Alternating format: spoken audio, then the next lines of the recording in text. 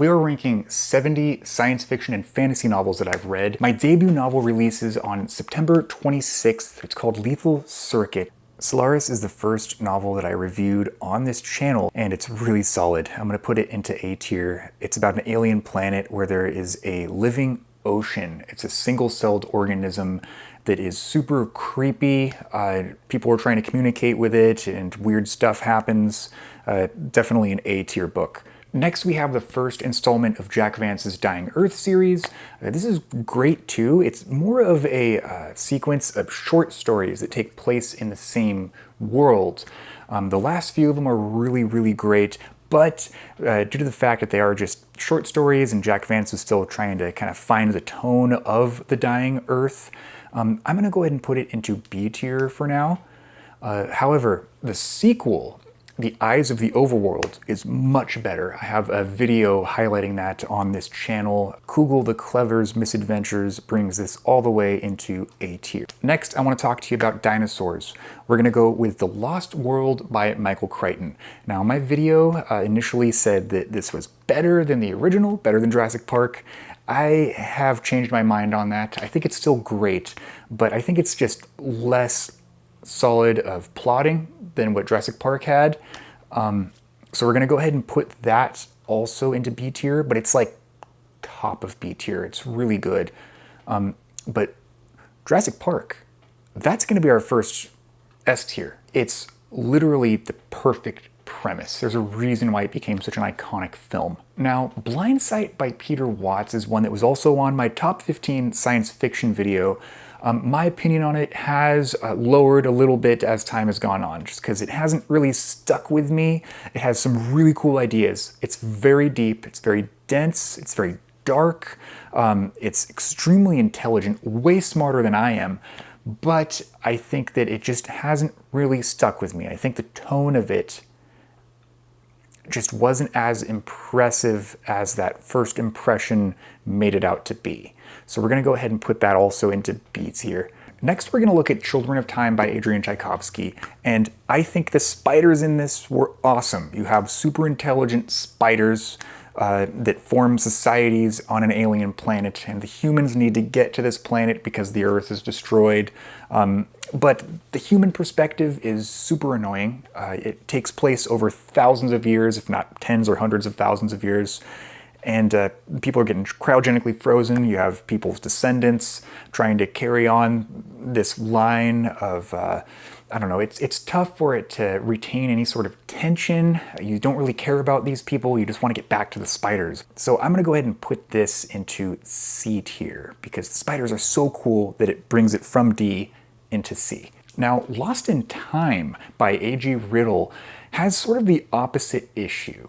They both have time in the title, but they have very different problems.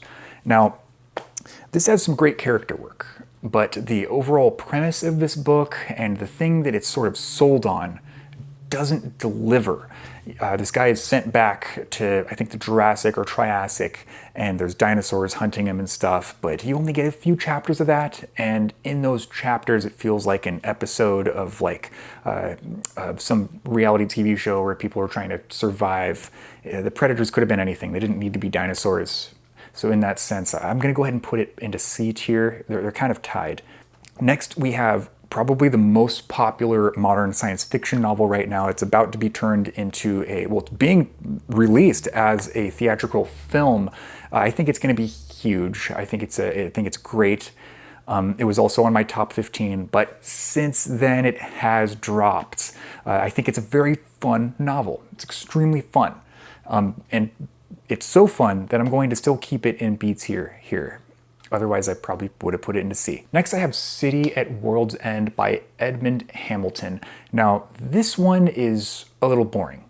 This doesn't really offer much. I remember the story kind of from beginning to end, but there's nothing about it that I find exciting in any way, shape, or form.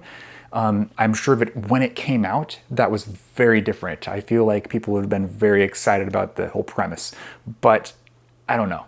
The whole, nuclear weapons are gonna blow you up into another dimension kind of a thing. it doesn't work for me. I'm going to put it in D tier, first D tier of the tier list here. There's going to be more of them. Next, we have Beyond Apollo by Barry Malzberg, and this is anything but boring. I really enjoyed this novel. It's like a literary FU to the entire industry of science fiction at the time.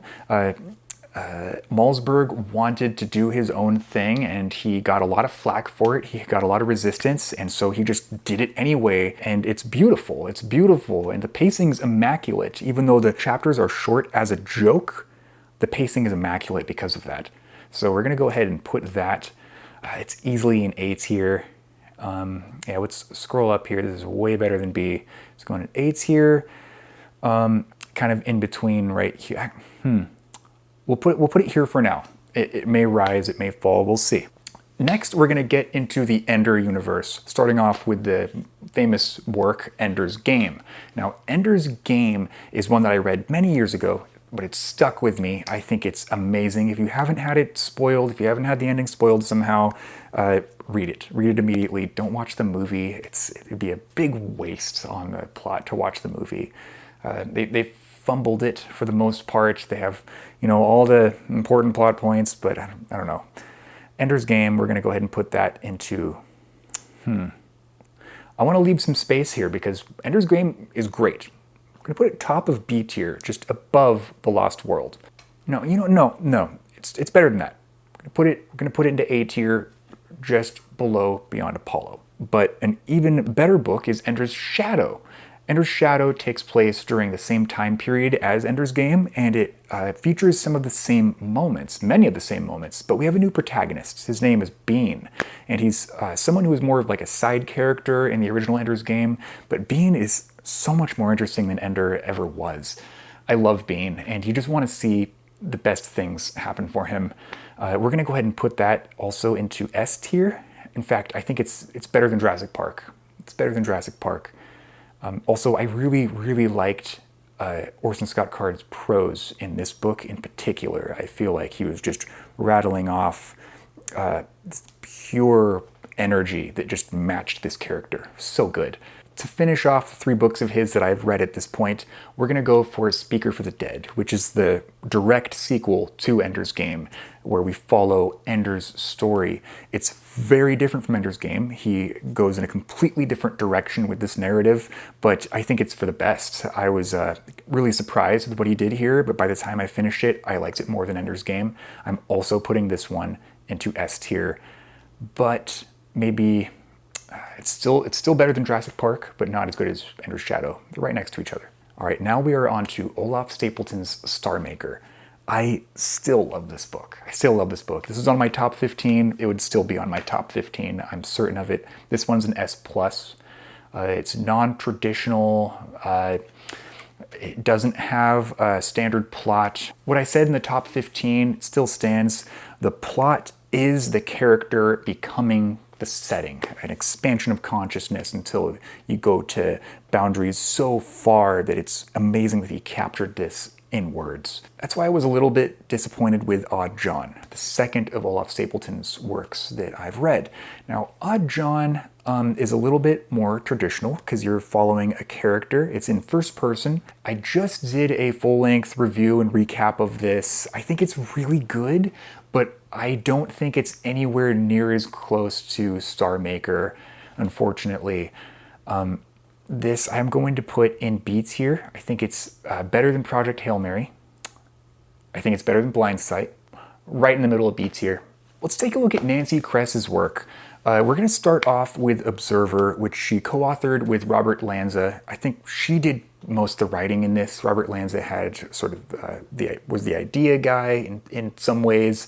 I think that this was great. I enjoyed this quite a bit. It's like a modern techno thriller about people using brain implants to send their consciousness into other universes, and as they send it into that multiverse, they create the multiverse. It remains existing. So people can visit dead relatives in a world where they didn't die, and in that world they remain living even when they jack out of the machine. So it's really cool. It has a lot of implications. That doesn't spoil the novel. That's like within the first act there. But the whole biocentrism thing, the fact that Robert Lanza is trying to push this as a reality as opposed to the fictional aspect of it, I don't really agree with, and it irked me a little bit as I was reading it.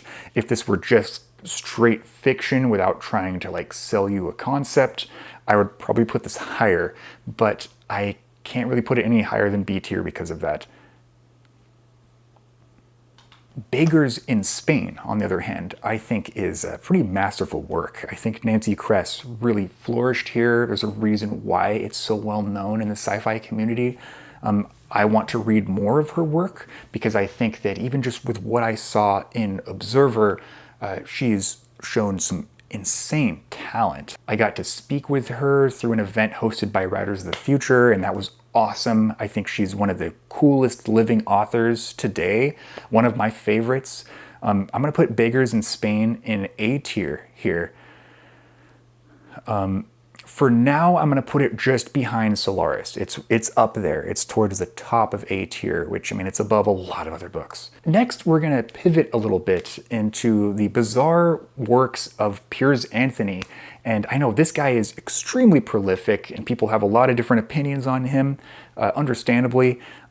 There are some things that irk me, but there are also some things that I think are valid concepts that he brings up, very controversial things that he works through. He gets the reader to think through and find what's wrong with it, and then establishes good. It's good that you thought that because that was wrong, kind of a thing. But I know that at some points in his books, it seems like he gets a little too into exploring these dark concepts. We're going to start with Hard Sell. This one is sort of a workup, novellas that are paired together with the same character dealing with them. So it makes sense to compare that to Jack Vance's Dying Earth. In fact, I do also think it's going to be in that same tier, but I don't think it's quite as good as Jack Vance's Dying Earth, because Dying Earth, I mean, he was inventing this massive realm with these short stories, and they remain consistent throughout the first two books that I've read so far. So I'm going to go ahead and put it just below Dying Earth. Piers Anthony's next work we're going to rank here is A Spell for Chameleon. This is purely fantasy as opposed to science fiction, which most of these books have been. This series is about a realm where everyone gets a magical power. Everyone has a magical talent. There's a huge variety of pretty much superpowers that everyone has. Our main character doesn't have one though, and if he can't figure out what his hidden talent is, then he's going to be kicked out of his village and has to go back to Mundania, which is just the regular world, and never to return to this magical land. And I think it was done brilliantly. Now this one does have some controversial stuff happening in it, but the more you analyze it, the more you realize that what he's saying makes a lot of sense. And it's not about what Piers Anthony believes, it's more about something he's illustrating, some dark aspect of society that he's critiquing. And it's very important to understand that. It was so entertaining, in fact, I'm gonna go ahead and put it above Ender's Game. So the final Piers Anthony work we're looking at is going to be On a Pale Horse. This is about a guy who's having some really hard luck. He lost his relationship. He spent all his money on this magical ring that allows him to find money, but all it does is find like loose pocket change in very inconvenient places. So he goes back home and he's ready to shoot himself, and just before he does, the Grim Reaper comes through the door a little bit early and he panics and shoots the Grim Reaper. Now he inherits Death's job, and it's a tough job. And I think it's genius. I think it's so good. It's my favorite of Piers Anthony's works. We're gonna go ahead and put it above The Eyes of the Overworld. Next, we're going to look at Blood Music by Greg Bear. Now, this is one that I think has a really amazing concept. This guy invents something called noocytes, which are these single-celled organisms with the intelligence equivalent to a human being. And he's ordered to get rid of them so that the lab doesn't get in trouble, because that wasn't what they were funding him to do. So in the last minute, he injects himself with them, and body horror and philosophical ascendance occurs, and it's so awesome. It really is. I do think the first section is much better than the rest. It does feel like a B movie a little bit later on. It feels like Greg Bear was like thinking in movie mode as he was writing it. The first section though is so good that I'm going to put it at the very top of A tier. I think it's better than Solaris just because of that first act and how good it was. I enjoyed Solaris quite a bit, but it did have some pretty wordy philosophical stuff where the main character is studying about the space station with texts that exist in the space station, which is great, but it also sort of like halted the pacing. All right, it's Ursula K. Le Guin time. You know we got some good stuff coming up. We're going to start with The Left Hand of Darkness. That one's immediately going to go into S tier. Just below Jurassic Park. That's just how good of a premise Jurassic Park has.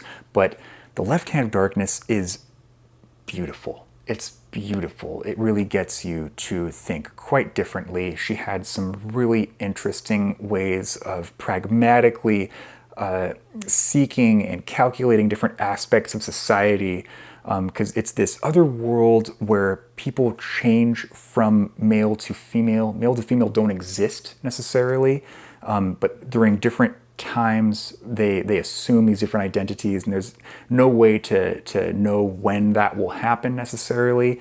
And so all of human society is very, very different. And you're experiencing it through the eyes of this character who is an outsider from another planet. And so it's interesting, like what sort of atrocities still occur, what sort of atrocities no longer occur, and the personal connections that take place here. It's really, really fascinating. Rocannon's World is the debut novel of the series in which The Left Hand of Darkness takes place, called The Hainish Cycle. I believe it's Ursula K. Le Guin's first novel too, and you can barely tell. It's really, really, really good. We're gonna go ahead and put it into A tier here. In fact, I think it's just below Solaris, just below Beggars in Spain. We're gonna put it just below Beggars in Spain. I think that's a fair place. However, the next installment in the Hainish Cycle, The Planet of Exile, is better. She just keeps getting better in this series. So we're gonna go ahead and put Planet of Exile at the very top of A tier. I think it's better than Blood Music. I think it's better than Solaris. I think it's pretty damn fantastic, but it's not quite at S tier level. But that leaves us with City of Illusions, the third piece in the Hainish Cycle. Now, these first three novels create a indirect plot line where they each connect in very distinct but really interesting and wild and unforeseen ways. And this is actually my favorite of her novels that I've read so far. This will be our second S+ tier. Now, there are valid arguments on whether or not Brandon Sanderson is overrated or overhated. Now, The Wave Kings, I think, is a genius, fantastic, masterful work. Now, I've read the majority of Sanderson's work, and while there are certain issues that I have with certain installments of his series, I think that The Way of Kings stands as a masterpiece. Don't overhate this guy just because of the hype. Read The Way of Kings and judge it for yourself. It's really, really good. Way of Kings is going into S tier, just below The Left Hand of Darkness. Now, because I've read so much Brandon Sanderson, I'm just going to go rapid fire and drag all the Brandon Sanderson stuff and put it where it's supposed to go. So, Words of Radiance, we're going to put that into A tier, top of A. I think it was a little bit of a downgrade from Way of Kings. I'm going to put Oathbringer was also not quite as good as Words of Radiance. Not as good as this, not as good as this, not as good as this, this, or this, or this, or this, or this. Okay, we're gonna put it here. Bottom of A tier. Rhythm of War, another downgrade. We're gonna put it at the top of C tier. Wind and Truth, D tier. It's pretty bad, but Warbreaker is fantastic. It's even better than The Way of Kings. And Kress of the Emerald Sea was pretty good. Lost Metal was a worse finale than its predecessor, so we're going to go ahead and put that into C tier, but it's above Rhythm of War. And just for giggles, we're gonna throw Mistborn in here. I think it's great. I think it's just below, it's tough. We're gonna put it just below Solaris. That's all the Sanderson, I promise. Next up is Hot House by Brian Aldiss. I love this book. The tone of it is perfect. The characters are perfect. The world building is probably the best world building I've ever come across. It's set in the far future where human beings have evolved to be these tiny little green monkey-like things. We've returned to the tree, this giant banyan tree that wraps around the entire Pangea-like continent. And there are almost no animals left. They're all living plants, carnivorous plants that are trying to eat these people. People die in crazy ways. It's so awesome, but also so philosophically significant. We're gonna go ahead and put that into S+ tier. It's going up there. I think it's better than City of Illusions. Sometimes I'll purposefully read something that's not what I usually read. And so I read Half a Soul by Olivia Atwater. And I thought it was pretty good. Even though it wasn't my cup of tea, everything worked. It was a functional story. I think it would be safe to put that into C tier. While it lacks the flaws of Lost in Time and Children of Time, it doesn't quite have the same highs as Rhythm of War. So we're gonna go ahead and put that right in the middle of C tier. All right, back to the sci-fi. We're going to look at a classic novel called Childhood's End by Arthur C. Clarke, one of the most important science fiction authors there's ever been. He constructs these plots of massive scale where you follow these characters that are undergoing societal changes, usually due to either some new technology or aliens showing up. This one specifically has to do with aliens. And while this is a classic novel, I'm going to tell you why I'm doing this. Please don't hate me. It's going at the bottom of C tier. And the reason for that is because he has rewritten this style of novel, but only better. And I read The Light of Other Days before this novel, so I'm gonna go ahead and put that one, which is just essentially a better Childhood's End, into A tier, almost on the level of Solaris. It was co-written with Stephen Baxter, who was also awesome. He added a lot of oomph to Arthur C. Clarke's character work, it seemed. And I only read that novel after completing the Time Odyssey trilogy, which was also a collaboration by Arthur C. Clarke and Stephen Baxter. Now we're gonna go run through those real quick. The first novel was really good. I'm gonna put it at the top of B tier here. But the second novel didn't really explore the concepts and themes brought up in the first in a very satisfying way. It brought up some new things that were also very interesting, but it wasn't really tying things together in a way that worked. So I'm gonna go ahead and put that a little bit lower here, significantly lower really, down to just below Blindsight.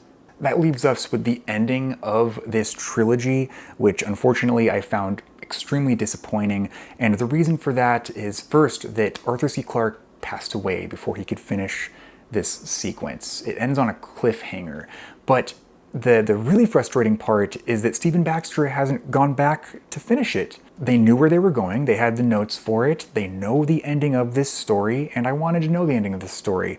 The other issue that I had with it though is that they sort of fumbled the entire plot that happened in the first novel, which was easily the most interesting out of all of them. So I think that might be why he hasn't come back to fix it, is because he understands that there are some deep issues. So Firstborn, the end of the Time Odyssey trilogy, is going to go into D tier, but it's not as egregiously long as Wind and Truth with nothing happening, so we're going to go ahead and put it above that one. Remember how I said that sometimes I like to read things that are not usually in my sphere? Well, I went ahead and read Twilight, and I was surprised to find that, man, this story is really tightly knit. It's got really polished prose. The setting was described in really vivid ways that took you right there. I felt like I was in high school again. It was awesome. I really enjoyed my reading of this. I don't know if I'm going to go on and read the rest of the story. I'm certainly not going to watch the films, but if anyone pushes me enough, I will read the sequel here. I can't believe I'm saying this, but Twilight is going to be placed all the way up just past Hard Sell here, just below Jack Vance's Dying Earth. It's kind of crazy, right? Next, we're going to look at some of Stephen Baxter's solo work. After reading so much of his stuff with Arthur C. Clarke, I wanted to dive into his work. Now, Proxima was awesome. It's about this guy who is a prison inmate on Mars who is cast out to a distant planet, Proxima b, where there are some strange alien creatures that seem to completely ignore their presence. And he's there with just a few other people, and he's supposed to like repopulate this planet, or they're abandoned there. They don't know quite the reason why. But the sequel, Ultima, completely ruined everything that worked in Proxima. Ultima did this weird left turn where all of a sudden the story was about space Romans. Yeah, Romans in space. It just was so odd. It clashed with everything that he built to the point where I read a third of it and then DNF'd it. I felt like I was kind of like tricked into reading this book. So Proxima is going to go high into B tier. In fact, I like it more than everything else in B tier. And Ultima, because it really failed at what it was supposed to do, is going to go into F tier. But things are looking up. We get to focus on another classic work of sci-fi, that being The Man in the High Castle by Philip K. Dick. It features an alternate history where the Axis wins World War II, and we see the fallout of all this, and it feels like a vivid hallucination of these things happening. If you were tripping out and could see another universe of it happening in that very Philip K. Dick sort of way. I'm gonna place it just below the eyes of the Overworld. Now, William Gibson invented the terms cyberspace and the Matrix. In fact, the movie The Matrix takes a lot of hints from this. Cyberpunk 2077 takes a lot of hints from this. He popularized the genre of cyberpunk. So we're going to start off with Neuromancer, and that is an easy S tier. Top of S tier, in fact. I think it's better than any of these other novels. And its sequel, Count Zero, is just as good, but I feel like it doesn't innovate enough. It doesn't do quite as much as Neuromancer did to lay that groundwork to justify it being of the same tier. So we're gonna go ahead and put it into A tier. And pretty high up into A tier too, just below Words of Radiance. But don't worry, Brandon Sanderson is not going to finish being at the top of A tier here, because we have The Star's My Destination by Alfred Bester. This is a wild novel. It's about a dude who is stranded on a demolished spacecraft, and he's just dwindling, but he's okay with dwindling. But then when a ship passes by and they show that they notice him, he puts out his distress flares and everything, they just fly away. And in this incalculable rage, he finds a way to take this damaged spacecraft back to civilization just so he can murder the people that stranded him there. If that sounds cool to you, I have a video recapping this novel on my channel. Check it out. It's fucking fantastic. It is going on the top of A tier. Now, I don't mean to disappoint you with this opinion, but I want to be honest. I did not like the three-body problem. I thought it was pretty bad. I think the prose is really bad. I think the character work is really bad. It had some cool concepts, but they were not portrayed in a way that was good for fiction. It didn't seem like it was a fully produced story. It felt like it was like an early draft that I was reading, and it made it like a chore to get through. Now I'm gonna have to put Three-Body Problem into D tier, but the top of D tier. It just really didn't work for me, but that propelled me to look for more Chinese science fiction, because I didn't want to base my opinion on an entire subset of the genre based on one person's work. So I went and found Cat Country by Lao She. And this novel I was so lucky to find because it is gorgeous. It is incredibly historically significant. I've got a video on the channel detailing just why it is so important. It was incredibly honest during a time where it was very dangerous to be honest. And this man ended up perhaps losing his life because of work like this that he put out. Lao She was a badass. Cat Country is going to go into S tier, just behind Neuromancer.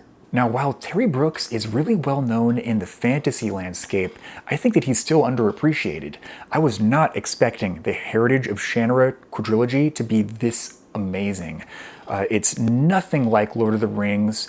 It's this purely unique fantasy world with some very deep characters, but it's done with pacing that respects the reader's time. That's not to say that he skimps on the world building or anything.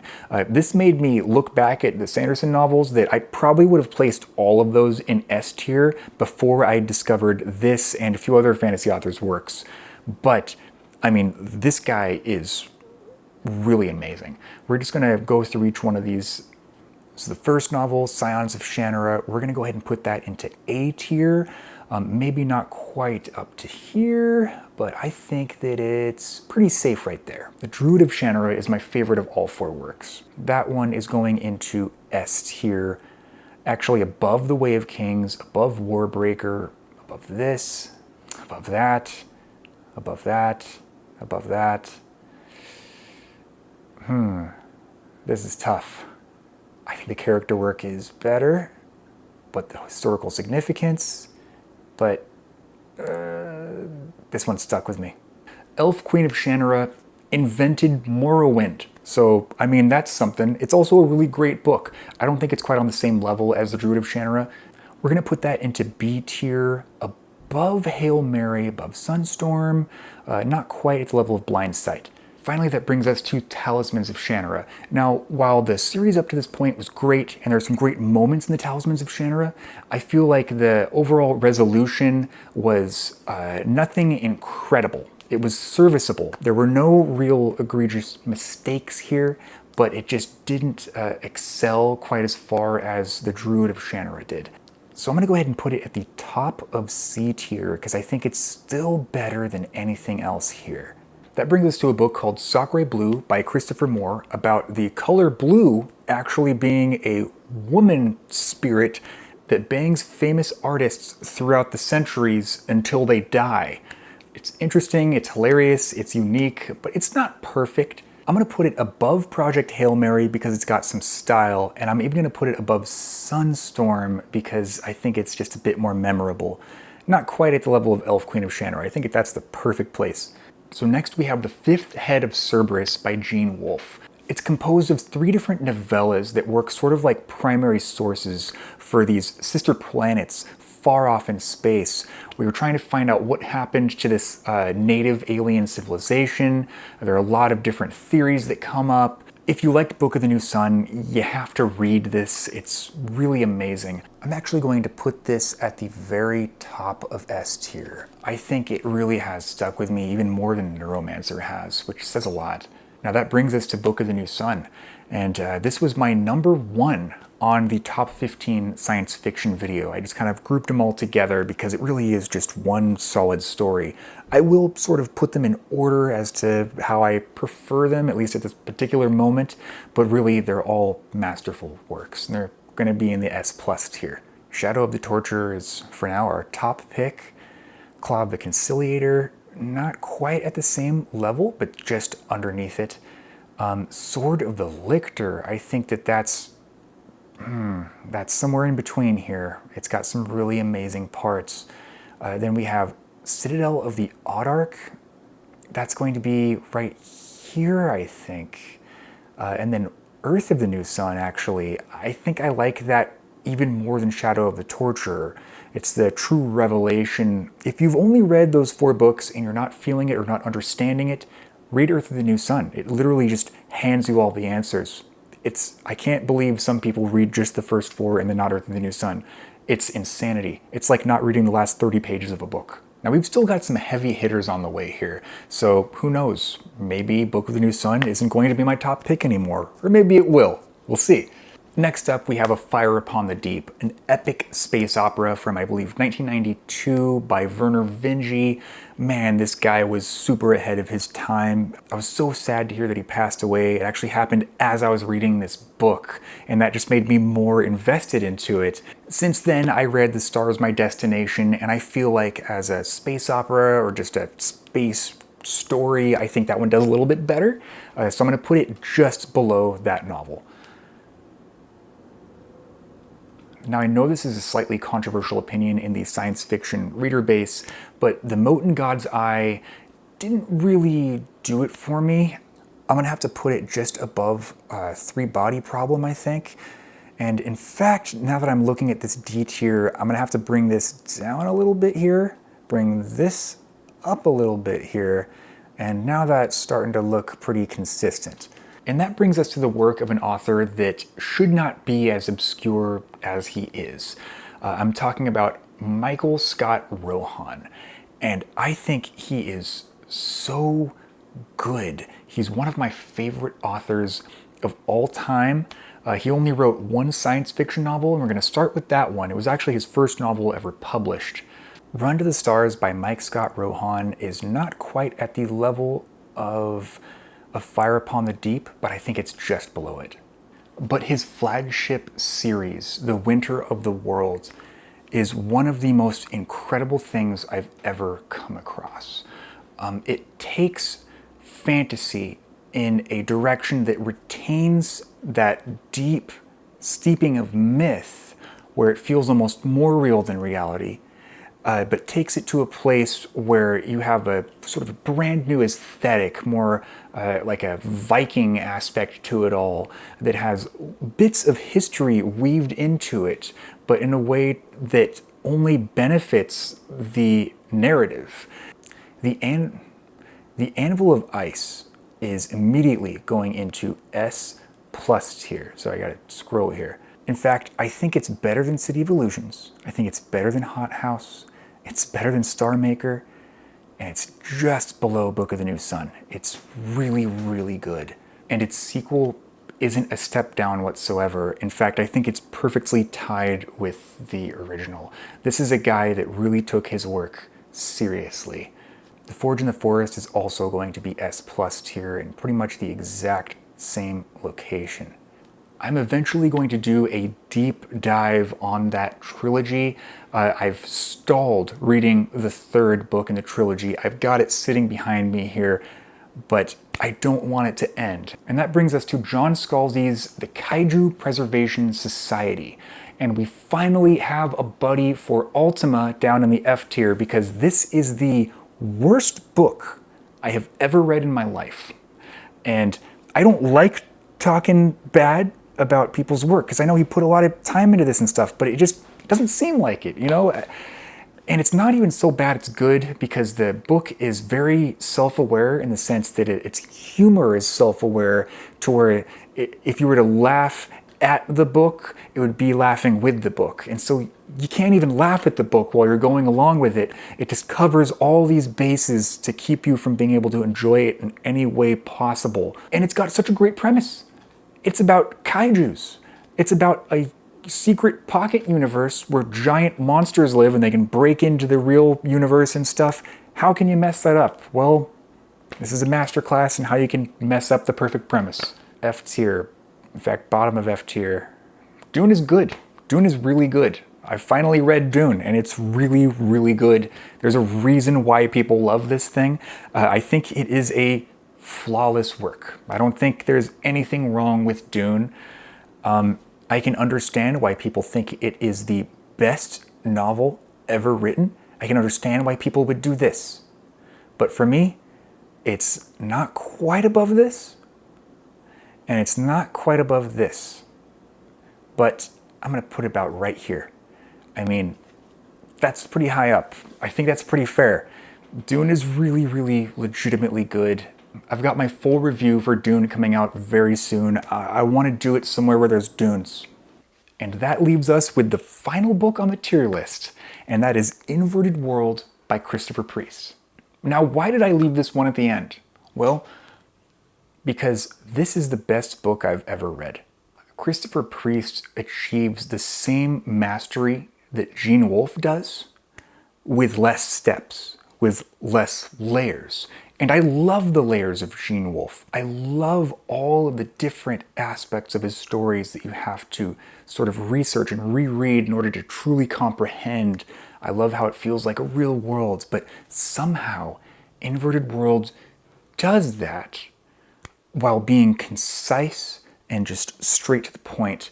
And it is unlike anything else. I highly recommend my review of that on the channel. I don't go into spoilers until the very end, and I warn you right at the end. If you want the best science fiction novel ever, read that book. That's all I can say. For more on my journey as an author and all things science fiction and fantasy, subscribe to Stellar Reads.